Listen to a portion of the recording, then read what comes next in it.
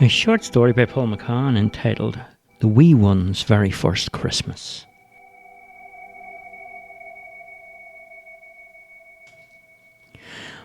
Once before the mists of time had cleared, there was a tribe of little folk called the Wee Ones. Because they were the very first creatures on earth to have seen the big man, which is him with the red suit, black boots and the white beard, otherwise known as Santa. And the story goes is the wee ones were given the gift of immortality, and it is a well-known fact that they also became Santa's little helpers. But what actually happened, you might ask? Well, okay, then I'll tell you. Here's the story about the very first time Santa came to town.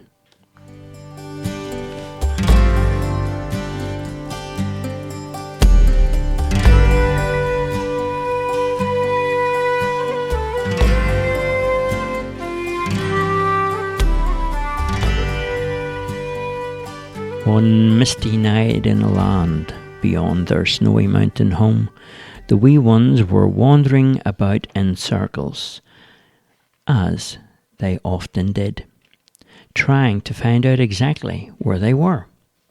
Once inside the circle, they followed each other and usually ended up with the head staggers.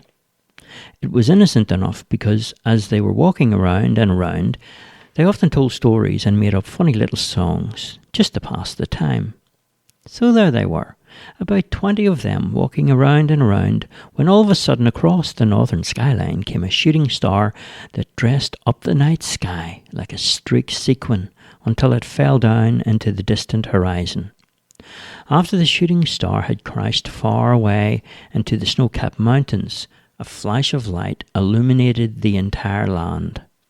Suddenly, for the very first time, the mist began to lift, and the wee ones could see things that they never knew existed. Like the icy lake that was there, like a mirror cradled by the snowy mountain. Their little village sat in the valley and not on top of the mountain, as they had always thought that it was. Then they saw something very strange coming across the mirror Silver Lake.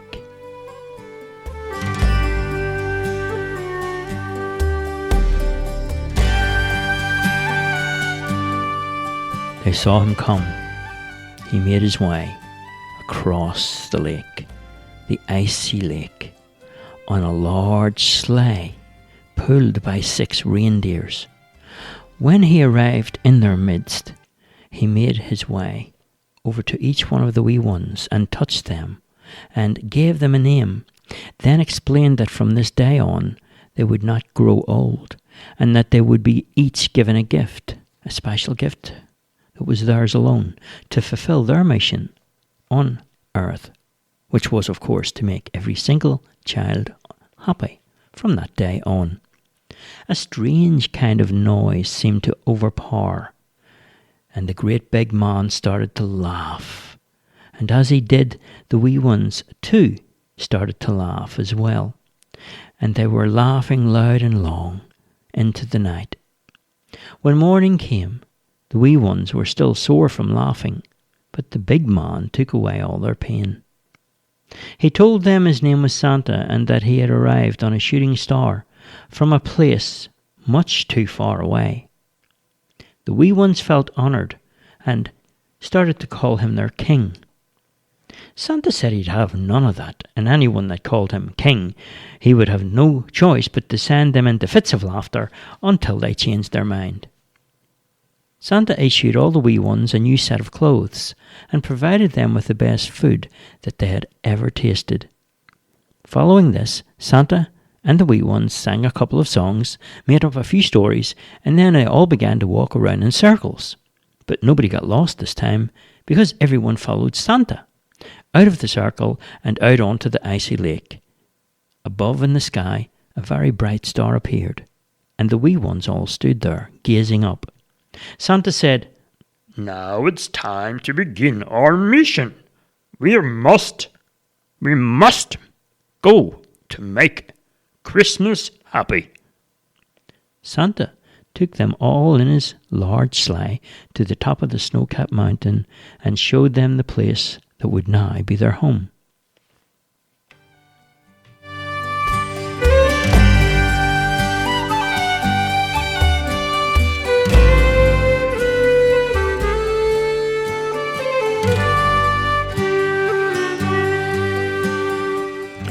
And what a beautiful village that it was. The wee ones had never seen the like of it before, and they all each had their own little home. And there were workshops and libraries, shops and stables, even a small railway that ran right through the entire village. Santa had a place for everything and everyone. The wee ones were astonished by everything they saw. Each of them started to hand out things. Each of them had been given gifts, and they started to find things that they could do that they had never done before. Some took up sticks of charcoal and began to write and draw on white slates that were placed all around the village. All around the village, these white slates were hung like mobile notepads or notice boards, and on these little notices and messages soon began to appear. Orders for this and orders for that. They had presented themselves on the white slates, and Santa knew exactly what they meant, because he ran his eyes up and down the list every day, for he had to check it twice, just in case he missed anything. I want a silver carriage with horses. I want a kite that flies in the sky like a bird. I want a king's crown with a throne. Santa laughed and laughed. The wee ones never blinked. Santa continued to check the list. I want a doll that talks. And I want a ball and a bow that shoots arrows. Santa pointed to each message, and some of the wee ones called them over, and he empowered them and delegated each one to find all of the things on the list. And if they couldn't find them, they'd have to go to the workshop and make them. And when they did, they had to cross them off the list. And one by one, each task was set to by the little ones.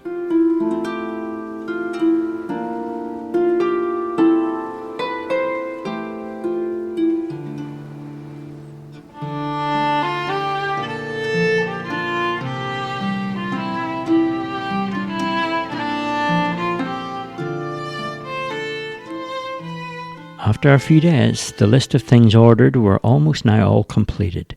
Santa knew that the time was drawing near, when some of the animals soon began to approach the village. They came from beyond the lake, beyond the snow-capped mountain.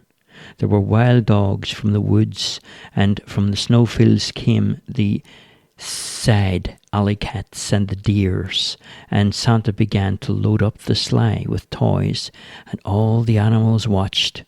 And a star up above in the sky shone down so brightly that darkness never came. It was bright 24 hours a day. The wee ones began to clap their hands and dance around in a circle. Santa joined in too, and big smiles were beaming. A happiness had descended down upon the village, a happiness that they knew would never, ever leave. Suddenly, inside Santa's sleigh, the little doll started to talk, and the little ball started to bounce, and the soldiers started to march, and the king's crown was shining, shining brightly. Santa spoke softly to each of the reindeers, and he put on their tack gear, and then he turned around to the wee ones and he said, It's time. Huh? Time for what? One of the wee ones said. Santa climbed into the sleigh and he said, It's Christmas time. Ho, ho, ho, ho, ho, and away we go. Ho, ho, ho, ho, ho, ho, ho.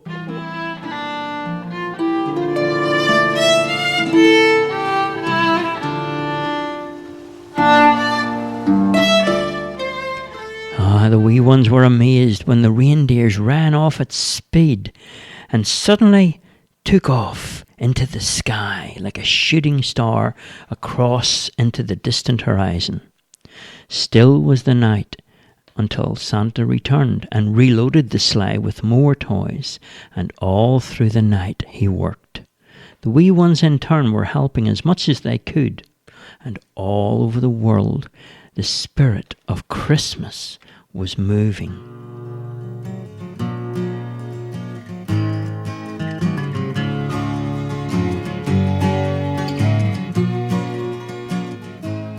Glory be, for up in the sky the angels came, and up there they rested for a while until they came down and landed amongst the little ones in the village.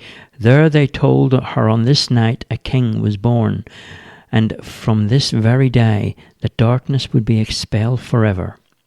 As they explained about this newborn king, the wee ones were intrigued, for they had never before heard or seen anything like this.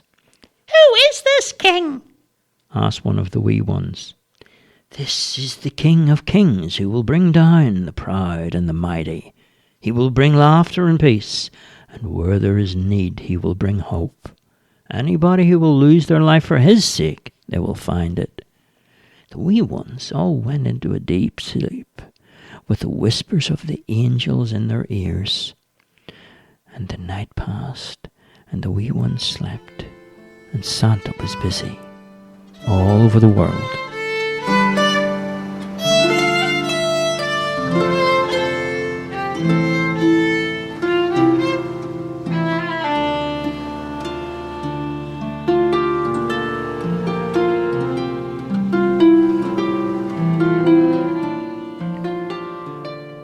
Beyond the valley and the icy lake, in the dream, the wee ones had made their way.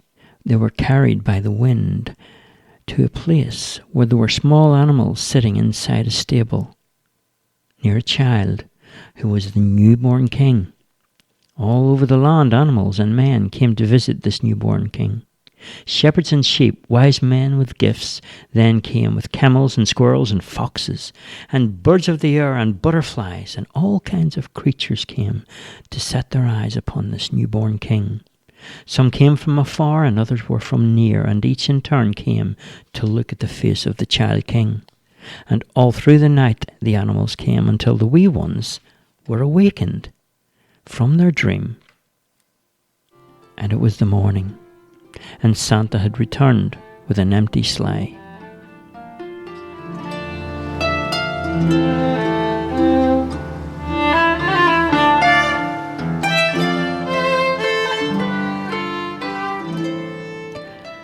A silver shimmer fell down all over the land, and Santa said, "It looks like the world has been renewed." The silver shimmer remained for weeks and weeks, and in the sky many new stars appeared. One of the wee ones asked, "Santa, why are all these new stars in the sky?" He replied, "The angels have come to worship the child."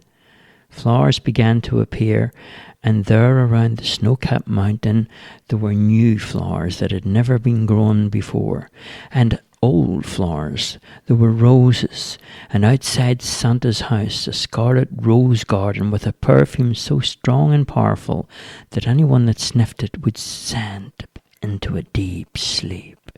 Other miracles had occurred, and no one asked questions. The wee ones just accepted and appreciated each one. Gardeners came by to tend to the roses.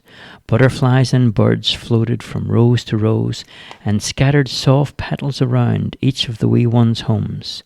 As petals fell, roses grew all over the snowy ground.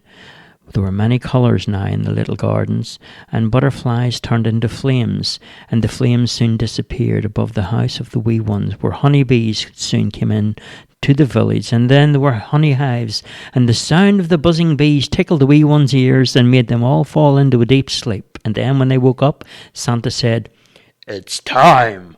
"What?" Christmas time. Come on, we have work to be done." Ho, ho, ho, ho, ho. The wee ones continued to help Santa, and still do to this very day. The end. The end. And that's the story about the wee ones' very first Christmas.